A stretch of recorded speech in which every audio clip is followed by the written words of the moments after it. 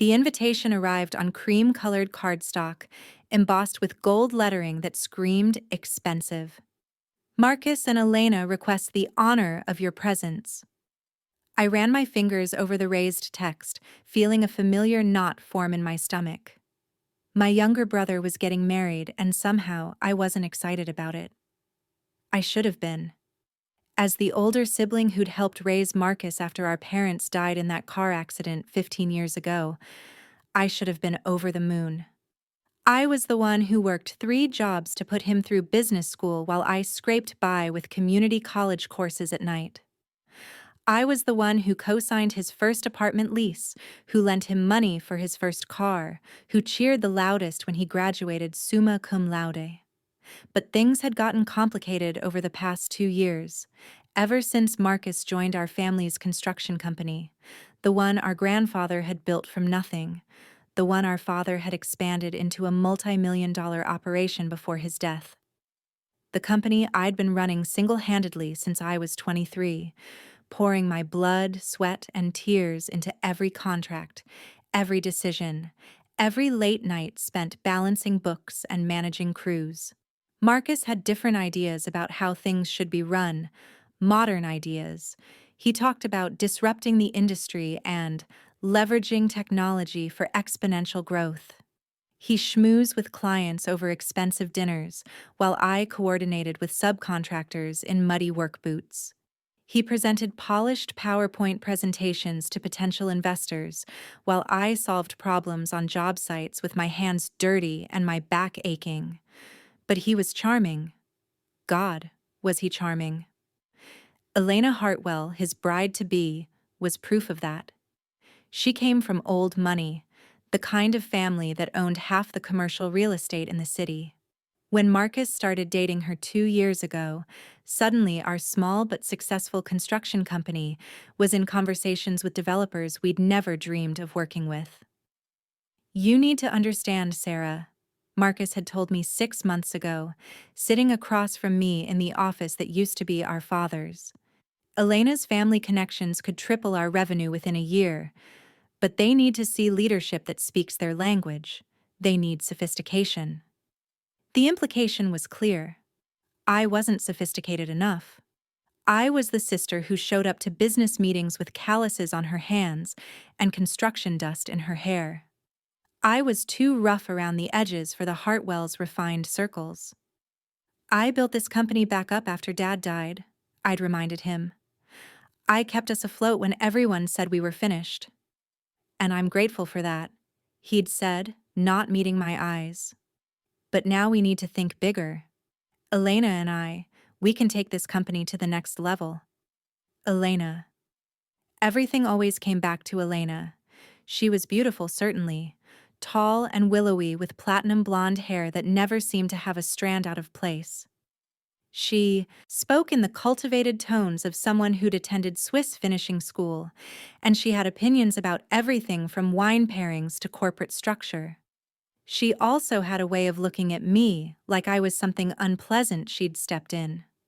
"Sarah, darling," she'd said at last month's family dinner, her voice dripping with false sweetness, "have you considered that perhaps it's time to think about your role in the company's future?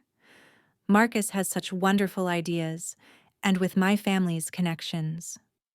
I'd excused myself to the bathroom and spent 10 minutes gripping the sink, staring at my reflection and wondering when I'd become the outsider in my own family's business.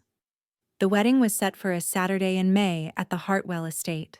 200 acres of manicured gardens and Georgian architecture that had been in Elena's family for generations. I'd bought a new dress for the occasion, navy blue and conservative, the kind of thing I thought would fit in with Elena's crowd. I'd even gotten my hair professionally styled, trading my usual ponytail for an elegant updo. I arrived at the estate feeling nervous but hopeful. Maybe today would be different. Maybe I'd been reading too much into Elena's subtle digs and Marcus's increasingly distant behavior. This was family, after all. This was my little brother's wedding day. The ceremony was beautiful, I had to admit. Elena looked stunning in her grandmother's vintage lace gown, and Marcus looked happier than I'd seen him since we were kids. I dabbed at my eyes during their vows, remembering the scared 19-year-old who'd clung to me in the hospital waiting room after our parents' accident. Despite everything, I loved him. The reception was held in an enormous tent on the estate's back lawn, decorated with thousands of white roses and twinkling fairy lights. A string quartet played softly as guests mingled during cocktail hour. I found myself standing alone near the bar, nursing a glass of wine and watching Marcus and Elena make their rounds, accepting congratulations from what looked like half the city's business elite. "Sarah Morrison?" A server appeared at my elbow, holding a small silver envelope. "This is for you." Inside was a card with my table assignment. Table 47. I frowned, looking around the elegantly appointed space. The tables were numbered, starting with the head table where Marcus and Elena would sit, then radiating outward with family and close friends closest to the front. I walked through the tent, counting. Table 10, Table 20, Table 30. Table 47 was in the kitchen. Not near the kitchen, not in a service area adjacent to the reception space. Actually, in the working kitchen, squeezed between the industrial refrigerators and the prep stations where the catering staff was frantically plating the second course. The table was a folding card table with a stained white tablecloth, surrounded by mismatched chairs. A handwritten sign read, "Family Overflow Seating." I stared at it for a long moment, the noise of the kitchen fading into background static.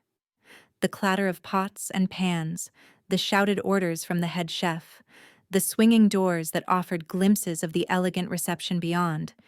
It all felt surreal. "Excuse me, miss, but you can't be back here." One of the catering supervisors approached me, her face apologetic but firm. "This is a working area." I held up the card. "I'm assigned to table 47. Her expression shifted to embarrassment. "Oh. Oh my. Well, I suppose. Just try to stay out of the way of the staff. Okay?" I sat down at the folding table and opened the menu card that had been placed at my setting. While the guests in the tent enjoyed herb-crusted salmon and braised short ribs, table 47 was apparently being served leftover appetizers and whatever the kitchen staff was eating for their dinner break. That's when it hit me. This wasn't an oversight. This wasn't some mistake by the wedding planner. This was deliberate. Elena had put me in the kitchen. She'd literally relegated me to eating with the hired help while she celebrated her marriage to my brother. And Marcus had let her do it. I pulled out my phone and scrolled through the photos that had been posted on social media from the ceremony and cocktail hour. There was Marcus with his groomsmen, Elena with her bridesmaids, the happy couple with Elena's parents, extended family group shots with aunts, uncles, and cousins I didn't recognize. I wasn't in any of them. I'd been erased from my own brother's wedding day. The server brought me a plate of cold canapés and a plastic cup of water. Around me, the kitchen staff chatted in Spanish, occasionally glancing at me with curious expressions. I realized I was crying, tears dripping onto the folding table while the sound of laughter and clinking glasses drifted in from the reception. How had it come to this? How had I gone from being Marcus's protector and provider to being the family embarrassment, hidden away in the kitchen like a secret to be ashamed of? But as I sat there, surrounded by the controlled chaos of commercial food preparation, something else began to build alongside the hurt. Anger. Cold, calculating anger. Elena wanted to play games? Fine. But she'd made one crucial mistake. She'd forgotten that while she might have the connections and the breeding, I had something more valuable. I owned 49% of Morrison Construction, with Marcus holding the other 51%. And more importantly, I knew where all the bodies were buried. I'd been handling the company's books for 8 years. I knew which clients paid late, which subcontractors cut corners, which permits had been rushed through with the help of strategically placed campaign contributions. I knew that the Hartwell development deal Elena was so proud of was built on a foundation of environmental impact shortcuts and zoning variances that wouldn't hold up under scrutiny. More than that, I knew that Marcus had been slowly transferring company assets into accounts with Elena's name on them, preparing for some kind of corporate restructuring that would leave me with a minority stake in my own family's business. I'd been so focused on keeping the peace, on trying to maintain family harmony, that I'd let them maneuver me into a corner. Well, no more. I stood up from the folding table, smoothing my navy dress and checking my reflection in the stainless steel surface of a prep counter. Then I walked out of the kitchen, through the service entrance, and straight to my car. I drove home to my apartment, kicked off my heels, and fired up my laptop. If Elena wanted to treat me like I was invisible, I'd show her just how visible I could be. By Sunday morning, I'd made 17 phone calls and sent 43 emails. By Monday afternoon, I'd filed papers with the state attorney general's office and contacted 3 different investigative journalists. By Tuesday, the story was front-page news in the business section of the city paper. Morrison Construction under investigation for environmental violations in high-profile development deal. The environmental impact study for the Hartwell project had been conducted by Elena's cousin's consulting firm, rubber-stamped without the required soil contamination tests. The zoning variance had been approved by a planning commission that included 2 of Elena's father's golf buddies. The whole thing was a house of cards built on nepotism and corner-cutting, and I'd just provided the media with a detailed map of every shortcut. My phone started ringing Tuesday afternoon and didn't stop. Marcus called first, his voice tight with panic. "Sarah, what the hell did you do? The EPA is asking questions about the Riverside project. Elena's father is furious. We could lose everything." "Good morning to you too, brother," I said calmly. "How was the honeymoon?" "Don't play games with me. You know exactly what's happening. The reporters are calling it fraud. They're saying we bribed city officials." "Did we?" There was a long pause. "It's more complicated than that." "No, Marcus, it's really not. Either we followed environmental regulations or we didn't. Either the zoning variances were legitimate or they weren't. Either Elena's family connections helped us skip due diligence, or they didn't. You're destroying the company Dad built. Dad never would have cut those corners," I shot back. "Dad never would have let his business partner's daughter dictate how he ran his operation. And Dad sure as hell never would have seated his own daughter in the kitchen at a family wedding." The silence stretched long enough that I thought he'd hung up. When he finally spoke, his voice was small and defeated. "Elena said you'd understand. She said it was just a seating mix-up." "Marcus, there were assigned seats for Elena's college roommates, her yoga instructor, and her hairdresser. I've seen the seating chart. Table 47 was labeled S. Morrison, kitchen overflow. It wasn't a mix-up. It was a message. Sarah, I'm sorry. You should have stood up for your sister. You should have remembered who was there for you when you had no one else. You should have acted like family." I hung up. Elena called an hour later. Gone was the honey-sweet voice she used in public. This was Elena unleashed, her cultivated accent sharpening into something that could cut glass. "You vindictive bitch," she snarled. "Do you have any idea what you've done? My father is talking about pulling out of the development deal entirely. The Planning Commission is launching a formal review. You've embarrassed my entire family." "Funny," I said. "I know exactly how that feels." "This is about a fucking seating assignment? Are you serious right now?" "This is about respect, Elena. This is about family. This is about not treating people like they're disposable just because they don't fit into your country club world." "Marcus is going to divorce me over this. Is that what you want? To ruin your brother's marriage?" "I want Marcus to remember who he is and where he came from. If your marriage can't survive that, then maybe it wasn't worth saving. The investigation moved quickly. The environmental violations were real, and the paper trail was extensive. The City Planning Commission opened its own inquiry into the approval process. 3 other Morrison construction projects that had benefited from Elena's family connections were flagged for review. Within 2 weeks, the Hartwell development deal was dead. Elena's father publicly distanced himself from Morrison Construction, releasing a statement about his family's commitment to ethical business practices and environmental stewardship. The hypocrisy was breathtaking, but effective. Public opinion swung decidedly against us. Marcus called me on a Thursday evening, 2 weeks after the story broke. I was in my apartment, surrounded by legal documents and financial statements, preparing for what I knew would be the fight of my life. "I'm buying you out," he said without preamble. 49% of Morrison Construction. I'll give you fair market value. Based on what valuation? Before or after you tanked our reputation with your shortcuts? Sarah, please. Elena and I are trying to rebuild. We can't do that with you undermining us at every turn. I'm not undermining you, Marcus. I'm protecting what Dad built.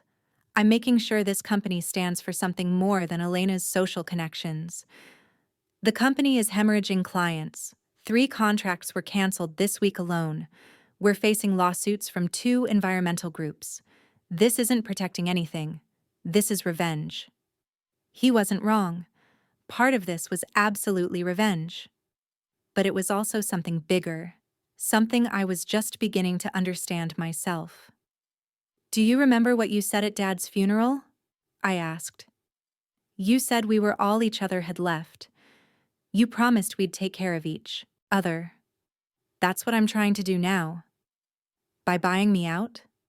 By removing me from the company I've spent 8 years building? That's not taking care of family, Marcus. That's elimination. Elena thinks..." "I don't care what Elena thinks." The words exploded out of me with more force than I'd intended. I don't care about Elena's opinions, Elena's connections, or Elena's wounded pride. I care about you, and I care about this company, and I care about not letting some spoiled princess destroy everything we've worked for just because she's embarrassed that her husband has a sister who gets her hands dirty. I heard him take a shaky breath on the other end of the line. "She's my wife, Sarah. And I'm your sister. I've been your sister a lot longer than she's been your wife."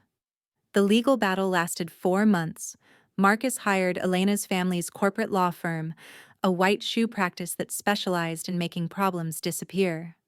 I hired Janet Rodriguez, a scrappy environmental lawyer who'd built her reputation taking on developers who thought money could buy them immunity from consequences. The case wasn't just about the environmental violations anymore. It was about corporate governance, fiduciary duty, and whether Marcus had the right to restructure the company without my consent. It was about those asset transfers I'd discovered, the ones that had been moving company resources into accounts controlled by Elena. It was about whether family loyalty had any legal standing in the world of business. The media attention was intense. Local business journals covered every hearing, every filing, every development. The narrative that emerged wasn't flattering to anyone. A family construction company torn apart by greed, betrayal, and a wedding seating chart gone wrong. But something interesting happened during those 4 months. Other people started coming forward. Subcontractors who'd been pressured to use inferior materials to meet Elena's aggressive deadlines. Environmental consultants who'd been told to rush their assessments. City employees who'd been courted with expensive dinners and event tickets. Janet called it lifting the rock. When you expose one instance of corruption, you often find that it's part of a larger pattern. Elena's family hadn't just bent rules for the Morrison construction projects. They'd been running similar schemes across multiple developments for years. The state attorney general expanded the investigation. The FBI got involved. Suddenly, Marcus and Elena found themselves facing questions that went far beyond environmental impact studies. I should have felt vindicated. I should have felt like justice was being served. Instead, I felt tired. Tired and sad and increasingly unsure of what I was fighting for anymore. The end came not with a dramatic courtroom confrontation, but with a phone call on a rainy Wednesday in October. Marcus's voice was hollow, defeated. "Elena's leaving me," he said without preamble. "Her father is making her choose between the family business and her marriage to a man under federal investigation. She chose the family business."